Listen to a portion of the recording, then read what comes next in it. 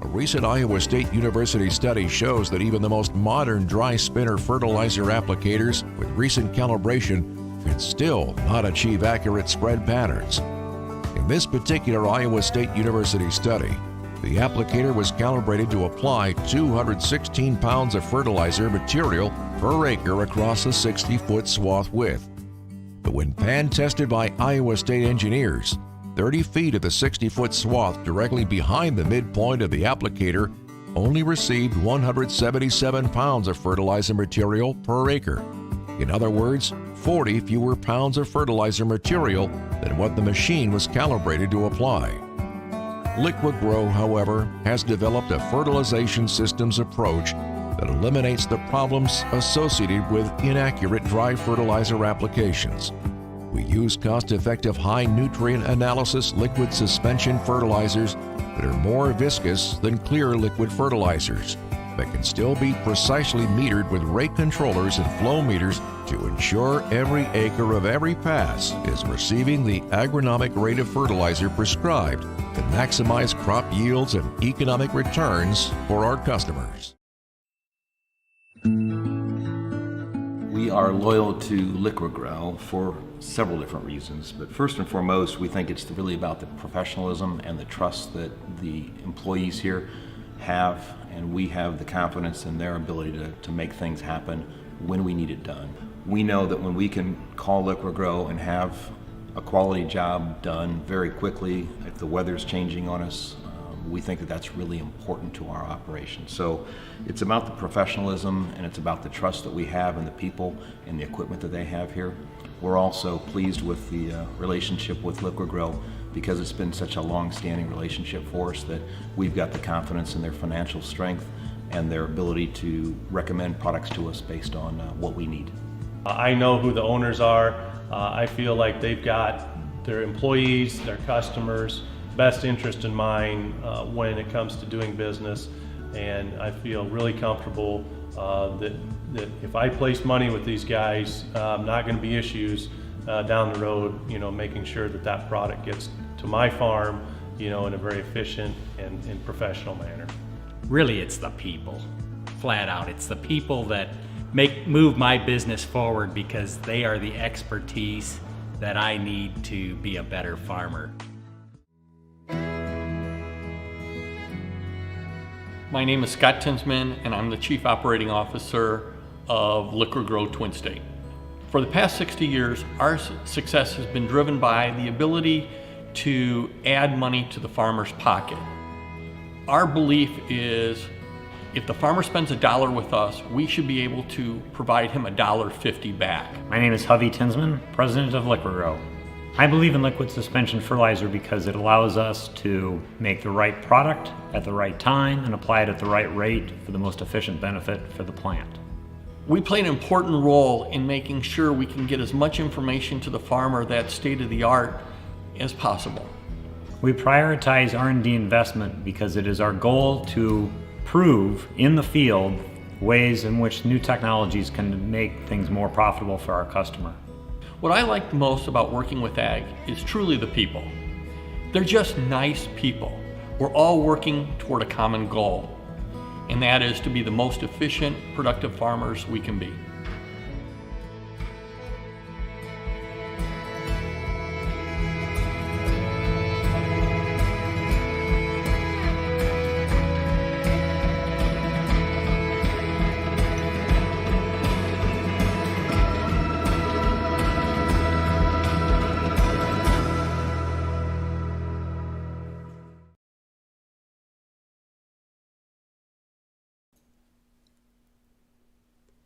Welcome to our Elite Academy on corn rootworm. I'm Katie Hess with Liqui-Grow, and today we have two great experts to help talk to us about corn rootworm. First off, we have our very own Dr. Jake Vossenkemper. Thanks for being here with us today. You bet, Katie. And we have a special guest, Dr. Edwin Benkert.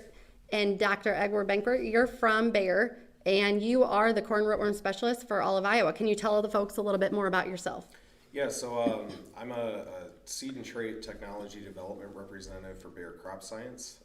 In that role, I work on pre-commercial research, so working on products that are 2 to 3 years away from launch.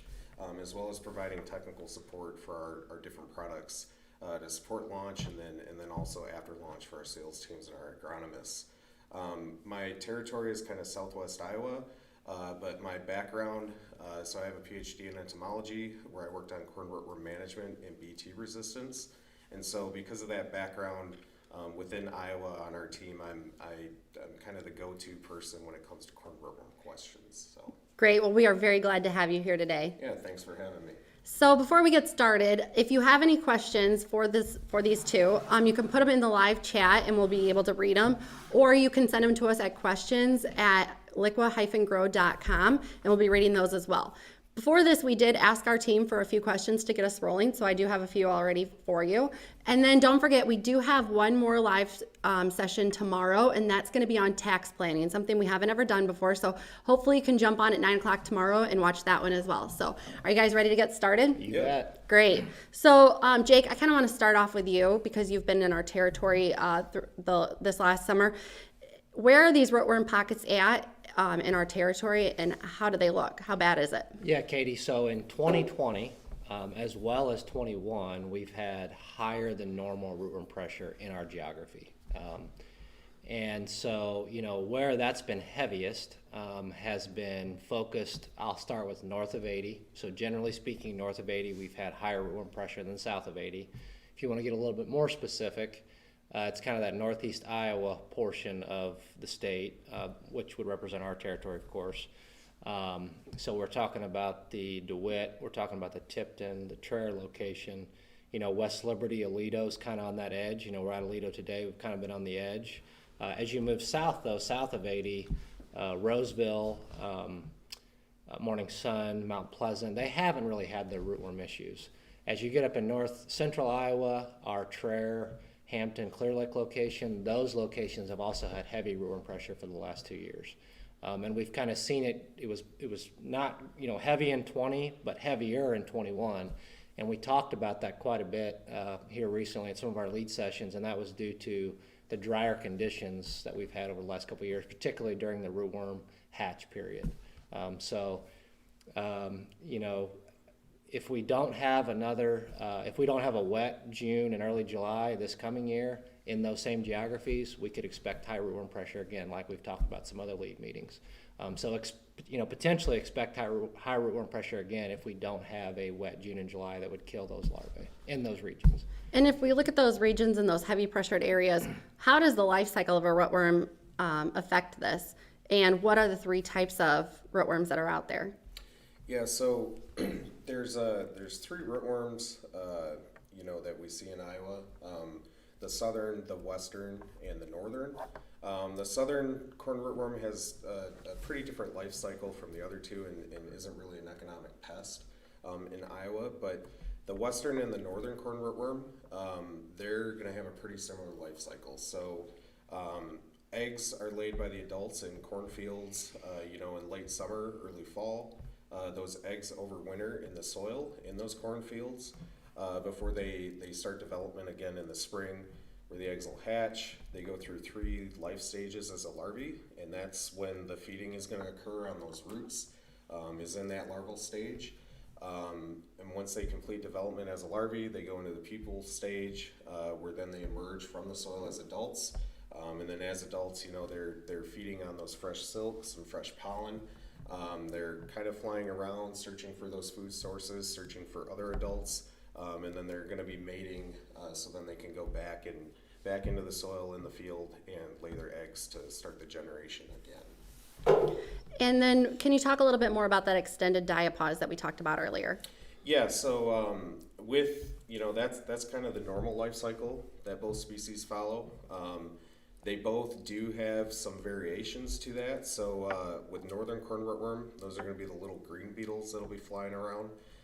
They can have what's called extended diapause. And so with extended diapause, instead of the eggs hatching every single year, some of the eggs are going to hatch every other year. And so, when we think about managing rootworm with crop rotation, if you're on a corn, soy, corn rotation, you may rotate to soybeans. Those northern corn rootworm with extended diapause aren't going to hatch.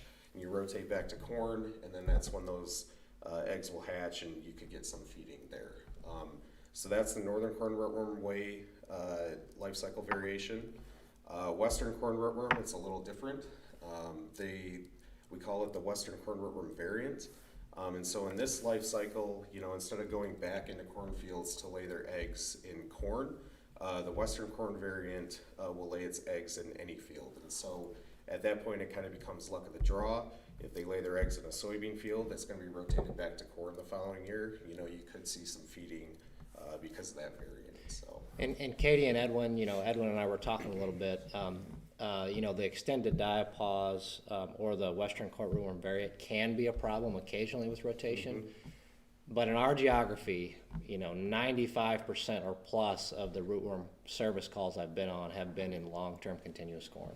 There has been a couple isolated incidents where, these two variants have overcome rotation, but generally speaking, rotation is still very effective. Mm-hmm. So the best way for folks to figure this out is to just get out and scout. What time of the year should they be out scouting to figure this out? If you're looking for rootworm adults to figure out if you have northern or westerns or what the population is, generally you want to start scouting roughly around that tasseling time. Tends to be about when they start emerging.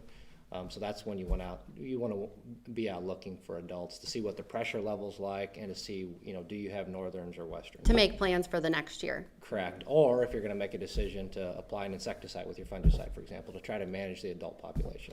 Jake, that was the next question I had on here was how effective is beetle bombing when you add insecticide to your fungicide and fly it on with an airplane? Yeah, I'm happy to answer, but Edwin, go ahead if you'd like. Yeah, so kind of like Jake said just a couple seconds ago, the time when those beetles are going to be out is going to be around tassel, right?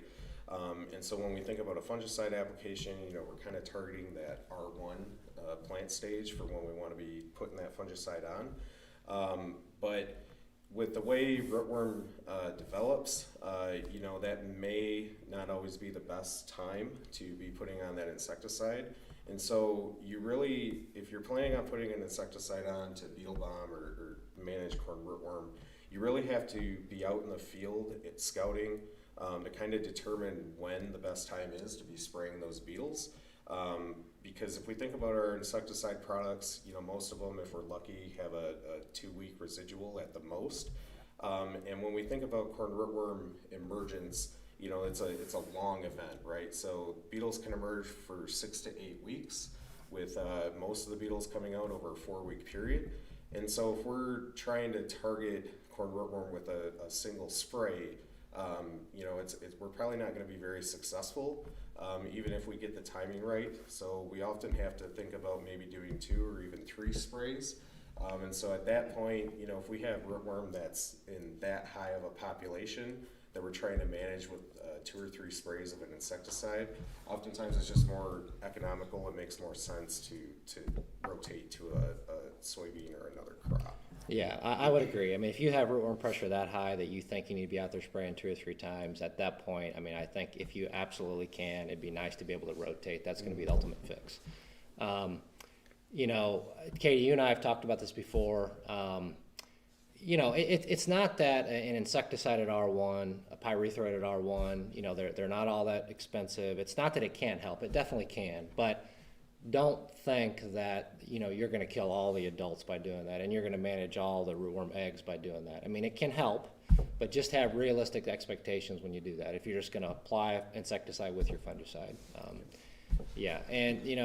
There's a new product out there called Stewart. It's advertised to have, as much as a 25-day residual, efficacy on it. I and Edwin both have not worked with it a lot, but that's something that you could definitely look into if, you want to seriously try to manage the adult population. So I've heard both of you say that rotation is our best option. Absolutely. How effective is rotation to soybeans, per se? It's very effective. So if, as long as you don't have those 2 life cycle variations that we talked about earlier, rootworm larvae, they can only really feed on corn. So if they hatch and there's not corn roots there, there's soybean roots or alfalfa or, another crop, they're not going to be able to survive on that, so they'll die. And so, no matter what population you have, if it's a really heavy population, if you have a population where maybe some of our traits are not working as well as we expect them to be, by rotating to a crop that they can't feed on, it basically wipes those larvae and wipes that population out and resets it back to zero. And that's only 1 year of rotating away from corn. Yeah, and Katie, like I mentioned earlier, where I've traditionally seen, issues with trait efficacy or traits not working as effectively as we'd like, it's almost exclusively been in 6, 7, 8, 10, 12 years plus continuous corn. So that's a testament to show how effective rotation can be. So if a farmer goes from back to soybeans and then goes back into corn the following year, is the Smart Stack's still going to be effective that next year? Or Double Pro? Well, I guess, yeah, Smart Stacks. Yeah, so if you're employing rotation, as part of your management strategy, go from corn to beans back to corn, theoretically, because the rotation works, it resets everything to zero. You could go back in there in that first year corn outfield with a Double Pro product or even a Tricepta product. So, both those products don't have any below ground protection. If you are in an area where there are some of those life cycle variations, either the Western variant or extended diapause, it may not be a bad idea to go back in with Smart Stacks the first year. But in the majority of cases, you could go back in with either a Double Pro or a Tricepta product. So we had a question come in. If I'm a farmer who has noticed his corn is a little more twisted up the past couple of years, what advice do you have for me? Is it rootworms that I could be seeing? Yeah, it absolutely could be. I don't know, so if he's been planting Smart Stacks, for example, and he's seeing corn that's twisted up and, goosenecked and down a little bit, it's possible, particularly if, again, like I talked about earlier, particularly if it's been long-term continuous corn, I'd say there's a high likelihood that there could be some efficacy issues or some trait performance issues. And if that's the case, like we've been talking about all morning, you want to rotate to soybean. That's my number one, best piece of advice that I could give today. If that's not an option because you must grow corn, then the next step would be I recommend a granular insecticide. And Katie, as you and I have talked before, they are still effective. So that would be the solution. Would be use an insecticide, rotate to soybean, or Smart Stacks Pro. That might be an option, and I think maybe we want to move on to that. Sure, we can talk about that too.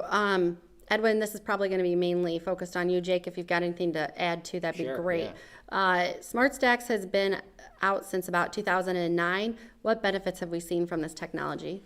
Yeah, so with Smart Stacks, since its launch, when we launched Smart Stacks, it was a pyramid of 2 BT traits. So it was a pyramid of our yield guard trait, and then also the Herculex trait. And so what that did is it gave us 2 modes of action to act on the rootworm in the field. So, if we have a situation where maybe one of those traits isn't working as well, the other one can kind of come in and clean up any of those survivors. And so we've seen pretty good success with Smart Stacks since it was launched. Now we have a new product coming out for 2022 from Bayer, a new trait package called Smart Stacks Pro. So with that package, what it does is it builds on our original Smart Stacks trait offering.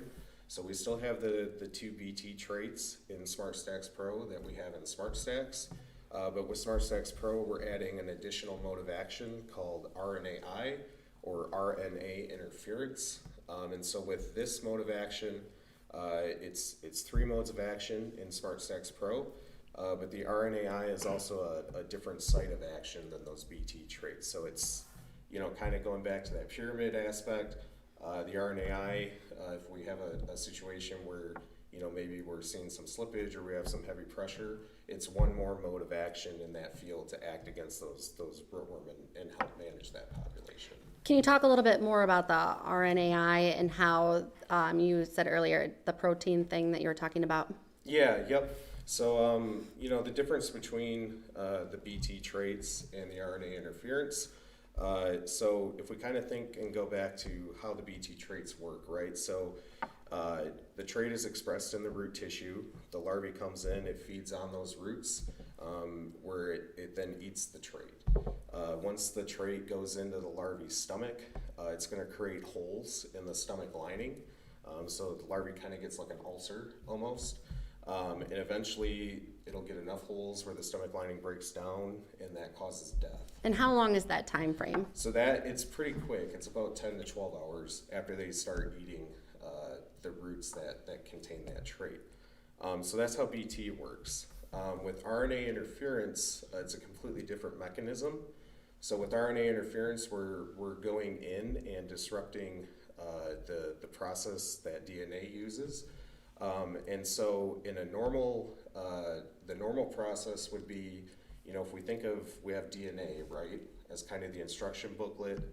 DNA is gonna have the instructions for everything in the body, but that's just the instruction booklet. So we have another component called mRNA that will read those instructions from the DNA and then turn around and make proteins that then are responsible for all kinds of different body functions in the insect.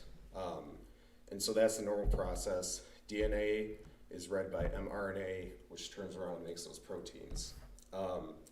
When we think about the RNA interference that's in SmartStax Pro, with that process, we still have the DNA that's providing instructions. We still have the mRNA that's reading those instructions. But then the RNA interference comes in and stops the mRNA from making those proteins. So without any of those proteins, we can't have those essential body functions, and so that causes death for the insect. Now, I know we said a couple minutes ago, BT is about 10 to 12 hours. With RNA interference, the kill time's a little longer. It's about 4 to 6 days. And the reason for that is because even though we're not making those proteins, we still have a supply that needs to be used up first before the insect dies. So. But still very effective. Yeah, so very effective. You still get similar mortality to what we saw with the BT traits when they first came out. So it's still very effective. Just takes a little longer to kill.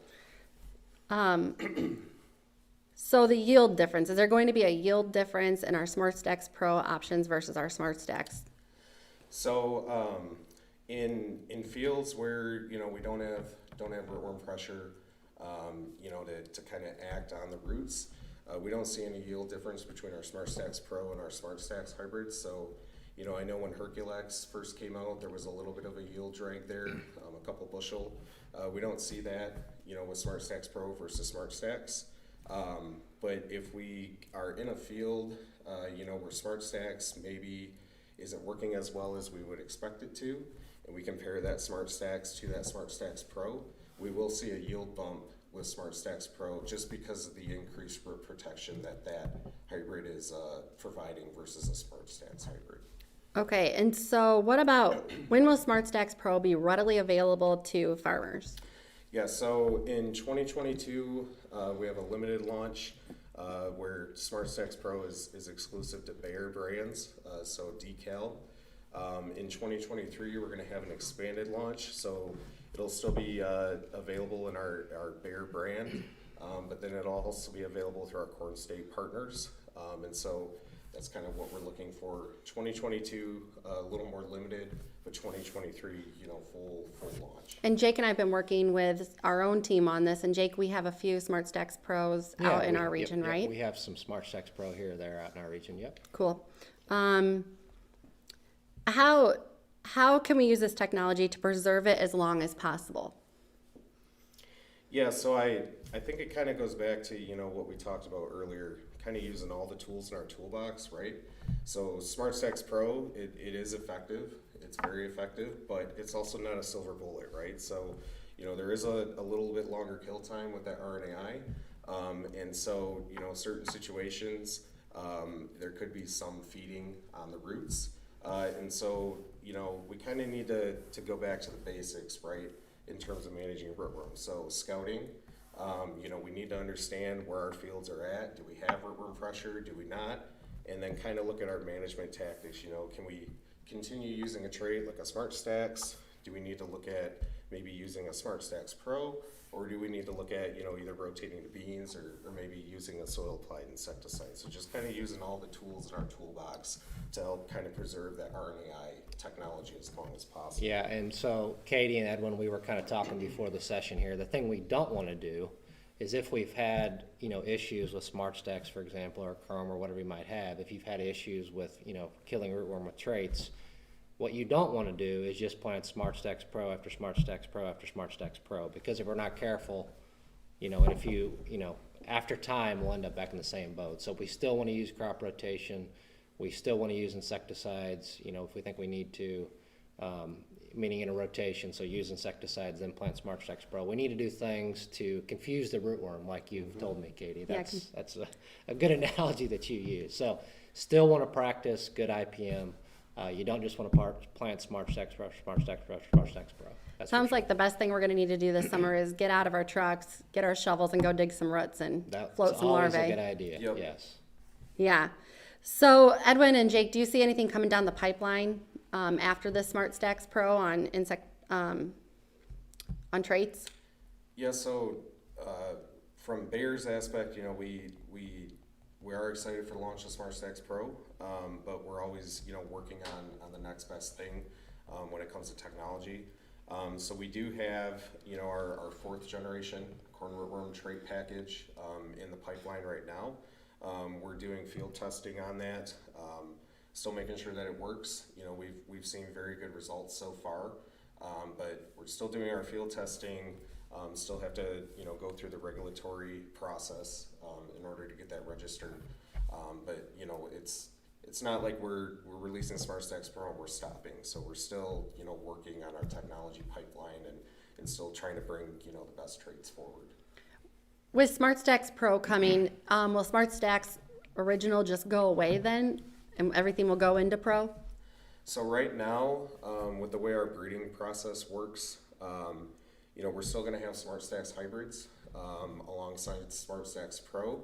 And basically, in our breeding process, when we look at all those different characteristics, so, standability, plant height, yield, we're making selections based on those and maybe not necessarily so much the trait package, right? So that's why, currently in our lineup, if you remember 5-10 years ago, oftentimes we'd have a double pro and a Smart Stacks version, and now we only have a double pro or Smart Stacks, because when we advance the trait or advance those hybrids through our breeding process, we're going with what had the best characteristics and the best yield. And so for now, we'll still have Smart Stacks and Smart Stacks Pro trait packages, but potentially in the future we could see Smart Stacks hybrids become less numerous and switch over to Smart Stacks Pro, but for now, we'll still have both packages available. While we've got you on the trait platform here, can you explain the difference of Tricepta to Smart Stacks, what that is? Yep, so with Smart Stacks, we have 2 BT traits below ground for corn rootworm, and then we also have 2 traits for above ground insects, so like European corn borer, corn earworm, those kind of moth pests, and so that's would be our Smart Stacks package. With Tricepta, there's no below ground protection, so we don't have any BT traits for below ground, but above ground we have 3 BT traits that are active against those moth species. So the 2 that are in Smart Stacks, and then also the addition of a VIP. So the VIP trait package would be in Tricepta. Katie, I don't know if we have a lot more questions coming in, but I think we need to kind of end here on a very important topic. So again, you and Edwin and I were talking about the fact that these rootworms don't move very far and what that has, what that means for management. Okay, so Edwin, I think you said that these rootworms don't move. They'll stay in the field that they're hatched in, and they'll lay eggs in the field they're hatched in unless they feel like they need to move because they're searching for food or what have you. So I think that means they often stay in the same field. So when I think about that, we see these these pockets of resistance that develop, and they develop independent of one another. So all this tells me is that you know, whether or not you're going to have a resistant population is really in your hands. So if you're a farmer and you're using rotation or you're rotating with insecticide, you're doing all the right things, you're probably going to be able to keep the resistance, you know, the level of resistance low in your population. On the other hand, if you're not using good IPM strategies and you're planting smart stacks after smart stack after smart stacks, you're more likely to have issues, and you know, and that's because of what you've done. You know, it's different than the weed resistance we've seen, right? I mean, unfortunately, I think a lot of us have given up because if your neighbor has, you know, resistant water hemp, you're probably going to end up resistant water hemp too, because the birds are going to carry the seeds over there, or the neighbor's combine's going to blow them over there, whatever. We just see that these seeds move a lot more easily than rootworm adults. So I think it's important that we keep in mind that your destiny is in your hands to some extent when it comes to rootworm resistance. So, Well, and just to chime in quick, you know, you talk about weed resistance and weed management. You know, if we think about how we manage resistant weeds, we're not just going out there and spraying, you know, Roundup, right? Right. So we're using you know, pre with multiple modes of action, post sprays with multiple modes of action to kind of handle those resistant weeds. And so I think we need to think of rootworm management kind of the same thing. You know, we need to be using multiple tactics to try to get that under control instead of just, you know, going out there with one management option year after year. I just had one more question here. If you look at node injury, is there a fact or figure that you can say that you can associate with yield damage to nodal injury for the corn rootworms?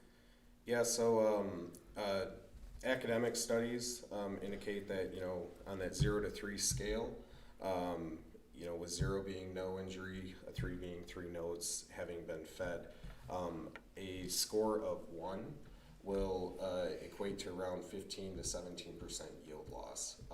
And so I think we did the calculation earlier. You know, if your potential yield is 250 bushels, 15% loss on that would be around 37 to 40 bushels just from rootworm alone. yeah, that's And a big so, deal. Yeah. and so that doesn't take into account, you know, other aspects like fertility or water. That would just be from rootworm feeding alone. So, you know, it's definitely can be significant. So it's definitely worth it to get out and scout this summer and look to see what kind of damage you're really experiencing. Absolutely. Is there anything else that you guys would like to share with the folks on the live stream today? Nothing comes top of mind, Katie. How about you, Edwin? No, I just want to thank you guys. I for, do have Yeah, one yeah, question. no problem. I'm fairly excited about short corn. I think that, you know, assuming the yield's there, you know, everyone's that I'm talking to is waiting to see that, and I think it will be, but that's the big, you know, assumption. Are we going to have rootworm traits available in short-statured corn, or at some point in time, or do we know yet? Yeah, so our short-statured corn hybrids, you know, are going to be a component of what we're calling our smart corn system, right? And so the hybrids will be just one component of an entire system, you know, that we're working on around that. But to get back to your question, yes, we'll have traded versions of our short-statured hybrids. We actually have a double pro version that we're currently working with internally, as well as a smart stacks version. Okay, So, excellent. So we are gonna have our trade packages in the short corn hybrids Cool. too. Cool. Well, thanks for joining us today, and don't forget, tomorrow is our live session on tax planning, how to hold on to your assets. And if you're on our YouTube channel, we'd love for you to hit the subscribe button. Thanks for being here today. Thank you. Thank you.